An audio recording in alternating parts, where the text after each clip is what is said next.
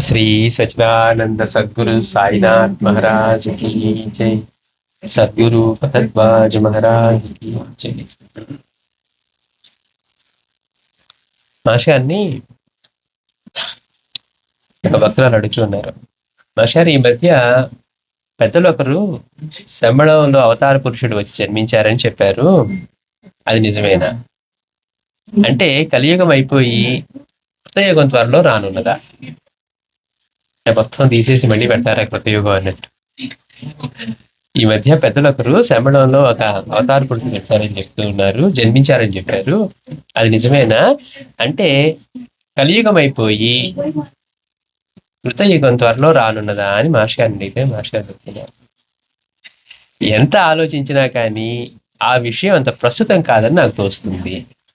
అంటే ఏంటి అసలు? ఇప్పుడు ఆయన అవతరించడం అది నిజమా కాదా, వాటి గురించిన ఆలోచన కలియుగం అంతమైపోతుందా, ఇప్పుడు ఇవన్నీ వీటి గురించి ఆలోచిస్తూ ఉన్నారు. మాస్టర్ అంటారా, ఎంత ఆలోచించినా కానీ ఆ విషయం అంత ప్రస్తుతం కాదని నాకు తోస్తుంది. అందులో 2 అంశాలు ఉన్నాయి.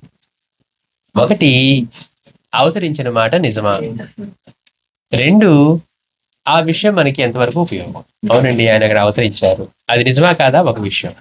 లేదు, ఆయన అవతరించింది నిజమే, అయితే మనకెంతవరకు ఉపయోగం. ఈ 2 విషయాలు తెలుసుకోవాలి అంటున్నారు. అంటే మన క్యూరియాసిటీ, ఎవరో అవతారం వచ్చేసారంటండి, ఇప్పుడు మనం ఎట్లా ఉపయోగించుకోవాలి, ఏం చేయాలి అనే ఆలోచన ఉంటుంది కదా అని మాస్టర్ చెప్తున్నారు. మొదటి విషయం గురించి చెప్తూ, ఇంతకు ముందే ఎన్నోసార్లు ఇదిగో అవతరించాడు అంటే అదిగో అవతరించాడు అంటూ ఎందరో వ్రాశారు. అంతకుముందే అవతారం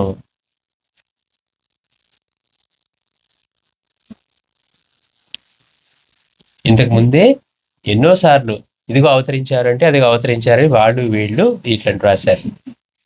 చాలా మంది అవో కలియుగంతో వచ్చేసిందండి, కలియుగం ఇంక అయిపోతుంది, ఇంక 2 సంవత్సరాలే 3 సంవత్సరాలు అన్నోళ్ళు ఉన్నారు. కానీ ఇంతవరకు అది తృప్తికరంగా నిజమైందంటూ లేదు. శ్రీ మెహర్ బాబాయే యుగ అవతారం అని, శ్రీ సత్యసాయి బాబాయేనని, శ్రీ జిడ్డు కృష్ణమూర్తి అని, రానున్న అవతార పురుషులని, ఇలా ఇంకెందరి గురించో వారి భక్తులు అంటూ ఉన్నారు. ఎవరి భక్తులు వాళ్ళ గురువు గురించి ఇదిగో ఆయనే ఈ యుగావతారం అని, మెహర్ బాబా భక్తులు ఆయన గురించి చెప్పినప్పుడు ఈయన ఈ యుగానికి అవతారం అన్నారు. సత్యసాయి బాబా భక్తులు వచ్చి ఇదిగో ఈయనే అని ఈయన అన్నారట. అలా ఈ జిడ్డు కృష్ణమూర్తి గారే రానున్న అవతారం అని చెప్పి ఆయనే అన్నారట. ఆయన ఏకంగా వచ్చి నీ గురువునే కాదన్నారు ఆయన. అంటే నేను ఎట్లా ఉంటుంది చూడండి. అందుకని ఇట్లా ఎవరి గురించి వారి భక్తులు ఇలా అంటున్నారు కనుక ఇలాంటి మాటలు ఎంతవరకు నిజమో మనకు తెలుసుకునే అవకాశమే లేదు. నిజమైన సద్గురువు, ఇప్పుడు సాయి లాంటి వారు, భగవాన్ లాంటి వారు, స్వామీజీ, వీళ్ళందరూ మాస్టర్ గారు కానీ వాళ్ళు పరిపూర్ణులైనా మేము పరిపూర్ణమని చెప్పరు. భక్తులు వారి యొక్క దగ్గర ఉండి అనుభవాలు పొంది గ్రహించి తెలుసుకోవాల్సిందే తప్పించి మాటలతో గురువు అయిన వాడు నేను గురువుని చెప్పడు. ఎవరైతే నీ స్వయంగా గురువుని చెప్తాడో వాడు గురువు అంటానికే పనికిరారట. మనం తెలుసుకోవాలి, మోసపోకూడదు అనమాట. మనం ఎక్కడ మోసపోతాం? మనకి గురువు అంటే ఏంటో తెలియదు కదా. అసలు గురువు అంటే ఏంటి? గురికే 2 శ్లోకాలు చెప్పేవాళ్ళ, 2 కథలు నేర్చుకుని కథలు చెప్పేవాళ్ళ, ఇలా అనుకుంటున్నాం. కాదు, గురువు అంటే మనలో ఉన్న అజ్ఞానాన్ని తొలగించి మనకి ఆ అనుభవాన్ని ఆ క్షణంలో ఇవ్వగలిగిన సమర్థుడు, విశ్వమంతా తానే ఉన్నానని అనుభవం ఇవ్వగలిగిన వాడు. అలాంటి వాడిని గురువు అనాలి. మొన్న వేదిక మీద విన్నామండి, భలే చెప్పారు 2 శ్లోకాలు. మళ్ళీ శ్లోకాలు మనకు గుర్తుండవు, అర్థంగా బాగున్నట్టు అనిపిస్తాయి. అందుకని ఆయన గురువు అనుకుంటున్నామండి. ఆయన కాషాయం ధరించాడు, గడ్డం పెంచుకున్నాడు. లేకపోతే ఇప్పుడు చాలా మంది రకరకాలుగా మోసాలు చేస్తున్నారు. ఇవన్నీ కూడా కలియుగ దోషాలు. బాబా హెచ్చరించారు, కృష్ణుడు హెచ్చరించారు. అందుకని ఎవరి గురువు గురించి, వాళ్ళు ఆశ్రయించిన గురువు గొప్పవారని వాళ్ళ గురించి అలానే చెప్తూ ఉన్నారు. కాబట్టి వాళ్ళు చెప్పింది ఎంతవరకు నిజమో తెలుసుకునే అవకాశమే లేదు. ప్రతి వారు అటు గుడ్డిగా నమ్మటమో కాదనటమో జరుగుతుంది. ప్రతి భక్తుడు తాను నమ్మిన మహనీయుడే భగవత్ స్వరూపమని కూడా నమ్మటం సహజం కూడా అంటున్నారు. ఎవరు నమ్మిన గురువు ఆయన బాగా చాలా గొప్పవాడండి, అసలు గొప్పవాడు కాదు మనం ఎట్లా పట్టుకొని ఉంటామండి. అయినా కాకపోయినా తాను పట్టుకున్న వాడు గొప్పవాడని నమ్మి పట్టుకుంటాడు. కనుక అట్లా తాను నమ్మిన మహనీయుడే భగవత్ స్వరూపమని కూడా నమ్మడం సహజం కూడా. ఇంకా చాలా ఆలోచిస్తే మాట్లాడండి, ఈ ప్రశ్న అప్రస్తుతం అనిపిస్తుంది. అంటే నిజంగా ఇది అవసరం లేని వచ్చారండి, వస్తే ఏంటి ఏమండి, మనకి పక్కన ఎయిర్పోర్ట్ వస్తుందంటే కదా, ఇంటర్నేషనల్ ఫ్లైట్ వచ్చింది కదా అంటున్నాం అనుకోండి.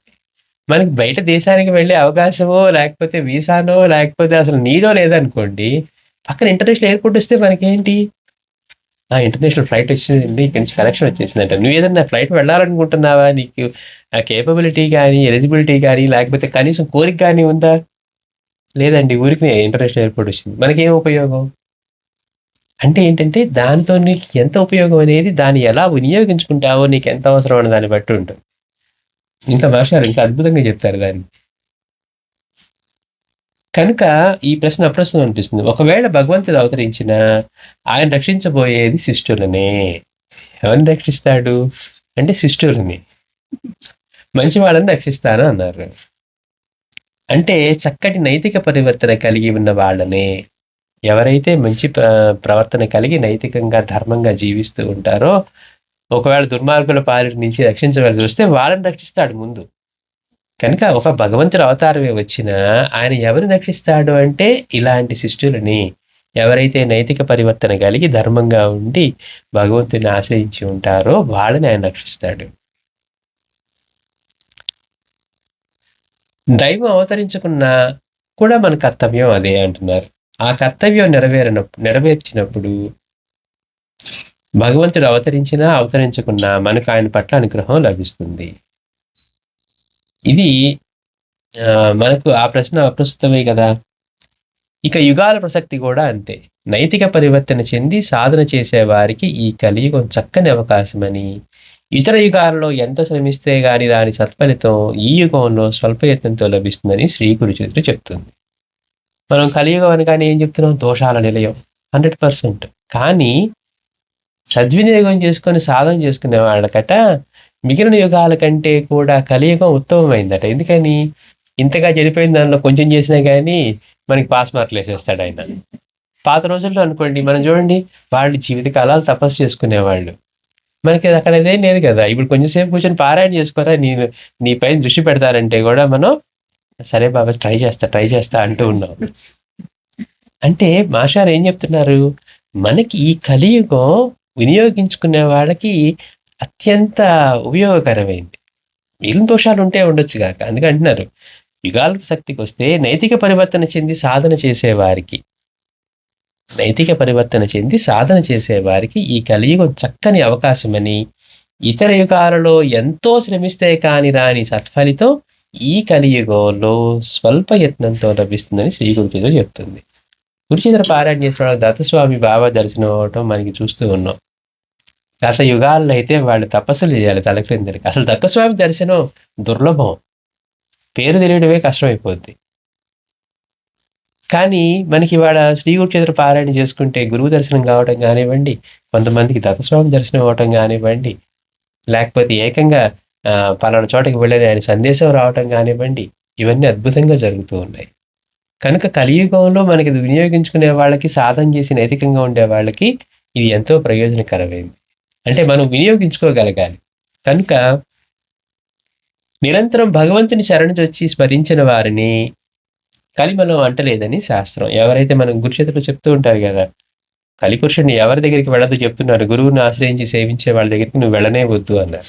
అందుకని భగవంతుణ్ణి శరణుజొచ్చి స్మరించిన వారిని కలి యొక్క మలం అంటలేదని శాస్త్రం. అంటే సాధన చక్కగా చేసేవారికి కలియుగంలో కూడా సత్యయుగమే. మనం మంచిగా ఉన్నాం, మనం సాధన చేసుకుంటూ ఉన్నాం అనుకోండి, మనకి అన్ని యుగాలు ఒకటే. ఇంకా ఇందులో ఈ యుగంలో ఫలితం తేలిగ్గా వస్తుంది. కొద్దిమాటి ప్రయత్నంతో, అందుకే సత్సంకల్పంతో అన్నారు. ఇంకా సత్సంకల్పంతో కొద్దిపాటి దానితోటే. ఎందుకంటే గత యుగాల్లో ఎన్నో సంవత్సరాలు తపస్సు చేస్తే కానీ కనిపించిన దత్తమూర్తి ఈరోజు మనకి ఈ గురుచరిత్ర పారాయణ ద్వారా అంత అందుబాటులోకి వచ్చారు. త్వరితంగా ఆయన దర్శనాలు ఇస్తూ ఆయన అనుగ్రహిస్తూ ఉన్నారు. అలా కాని వారికి సత్యయుగంలో కూడా కలియుగమే అవుతుంది. చదువుకునే వాటిని తీసుకెళ్ళి ఎక్కడ వేసినా చదువుకుంటాడు. చదువుకున్న యూనివర్సిటీలో మంచి యూనివర్సిటీలో వేసినా, లేకపోతే వీధి బడిలో వేసినా వాడికి ఎక్కడైనా ఒకటే. ఎందుకని వాడు చదువుకోడు. వినియోగించుకునేవాడు అనుకోండి, వాడు ఎక్కడేసినా వాడు ఎట్లా పట్ల అక్కడ నేర్చుకోవాలనుకుంటాడు. కలియుగమైనా, సత్యయుగమైనా, ఇంకో యుగమైనా ఆ యుగంలో వాడు సాధన చేసుకొని ఫలితం పొందాలనుకునే వాడికి అన్ని యుగాలు ఒకటే. ఇంకా కలియుగమే మనకి తేలిగ్గా ఫలితాన్ని ఇస్తుంది అంటున్నారు. కనుక త్రేతాయుగంలో రాముని అవతార కాలం కూడా రాక్షసులకు ఏమి వినియోగపడిందో కనుక.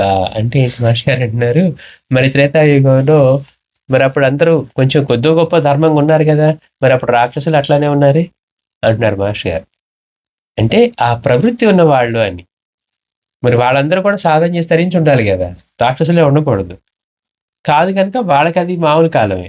అంటే ఇక్కడ మహర్షి గారు ఏం చెప్తున్నారంటే, సాధకులకి ఏ కాలమైనా సత్యయుగమే, కానీ వాళ్ళకి ఏ కాలంలో ఉన్నా కానీ కాదనే అంటున్నారు. అందుకని అంటున్నారు త్రేతాయుగంలో రాముని అవతార కాలం కూడా రాక్షసులకు ఏం వినియోగపడింది కనుక ఇక రాబోయే ఏ యుగమైనా మన కర్తవ్యం ఒకటే.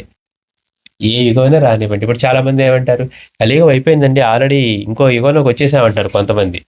మనకి తెలియదు కదా, అలాగా అండి అంటాం. ఇంకొకటి వచ్చి ఎక్కడండి ఇంకా అవ్వలేదు, కలియుగమే అర్థం కాలేదంటే అలాగా అండి అంటాం. ఎందుకని మనకి తెలియదు, మనం అయిపోయిందా అవ్వలేదా తెలుసుకోలేకపోతున్నాం.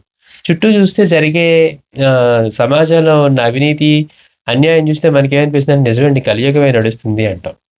మనల్ని చూసుకోం. మనం సాధన చేసుకుంటూ ఉన్నాం అనుకోండి, మనం ప్రసాదంగా ఉంటే బయట గురించి పెద్దగా పట్టం, అప్పుడు సత్యయుగంలో ఉంటాం.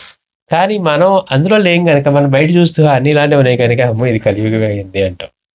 అందుకని ఏ యుగమైనా కానీ మన కర్తవ్యం ఒక్కటే, మనం చేయవలసింది మన మాస్టర్ గారు అంటారు, ఇటువంటి ప్రశ్నలు సాధన నుంచి మనస్సుని మరల్చకుండా చేయగలిగింది ఏముంది, మనకు లభించిన సమర్థ సద్గురు సాయినాథుని సేవ.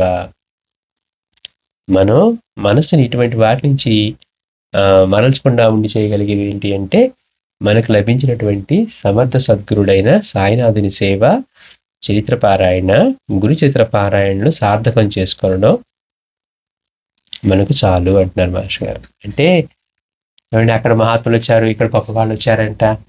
మాస్టర్ గారు అంటారు, వాళ్ళు వచ్చినా శిష్యుని రక్షిస్తానన్నారు, మనం అది సంపాదించుకున్న మన శిష్యులను అయి ఉండాలి. ఏమంటే ట్రైన్, మాస్టర్ గారు ఇంకా ఎగ్జాంపుల్ చెప్తారు, మనం ట్రైన్కి స్టేషన్కి వెళ్ళాం అనుకోండి, ఏదో ప్లాట్ఫామ్ మీద కూర్చొని ఉన్నాం బెంచ్ మీద, ట్రైన్ వచ్చింది వెళ్ళిపోతుంది. మనం ప్లాట్ఫామ్ మీద టికెట్ కొని ఆ వచ్చే ట్రైన్ కోసం రెడీగా ఉండి మనం ఎక్కడికి వెళ్తున్నా ఒక టికెట్ కొనుక్కుంటే అప్పుడు దాని మీద ఆ ట్రైన్ ఎక్కితే అది మనకి తీసుకెళ్తుంది. టికెట్ కొనుక్కోకుండా అర్హత సంపాదించుకోకుండా వచ్చామనుకోండి, వాడు దించి నెట్టేస్తాడు. సత్పురుషులైనా మహాత్ములైనా వాళ్ళు వచ్చి దేనికంటే వీళ్ళని ఉద్ధరించడానికి. అందుకని నువ్వు ఆ ఎలిజిబిలిటీ పొంది ఉన్నావనుకో, ఆటోమేటిక్గా వాళ్ళు తీసుకెళ్తారు అంటున్నారు. కనుక ఆ ఎలిజిబిలిటీ పొందడం కోసం చేయమన్నారు. మన కర్తవ్యం ఏంటి అంటే, మనం చేయవలసింది ఏ కాలమైనా ఏ యుగమైనా నువ్వు చేయవలసింది ఏంటంటే, అటువంటి వాటి నుంచి నువ్వు దూరంగా ఉండి మనసుని దీని నుంచి కలగకుండా మనకి లభించినటువంటి సమర్థ సద్గురు యొక్క సేవ, చరిత్ర పారాయణ, శ్రీగురు చరిత్ర పారాయణ చేసుకుంటూ మనం మన కర్తవ్యాన్ని నిర్వర్తించడం ఒక్కటే అంటున్నారు. ఏ కాలమైనా ఏ యుగమైనా ఎవరు వచ్చినా కానీ వాడు భక్తులు వీళ్ళే అవతారాలు అంటారు. లేదు వచ్చింది నిజంగా అవతారమే అయినా కానీ వాళ్ళు ముందు ఎవరి దగ్గరికి తీస్తారు అంటే, ధర్మాన్ని ఆచరిస్తూ నైతిక పరివర్తన కలిగి అలా ఉన్న వాళ్ళని అంటున్నారు. శ్రీ సచ్చిదానంద సద్గురు సాయినాథ్.